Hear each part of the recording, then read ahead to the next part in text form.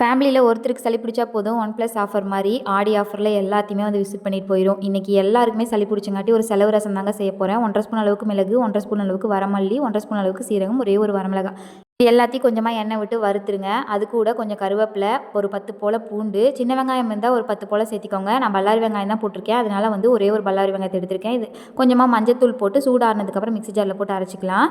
கொஞ்சம் புளி, அப்புறம் ஒரு தக்காளி, இது எல்லாத்தையும் போட்டு நல்லா கரைச்சிட்டு நம்ம அரைச்சி வச்ச விழுது அது கூட சேர்த்திட்டு அப்படியே நார்மலாக தாளித்து எடுத்தோன்னா சூப்பரான செலவு ரசம் ரெடி ஆயிடும். கண்டிப்பாக ட்ரை பண்ணி பாருங்கள், சளி டக்குன்னு ஓடி போயிடும்.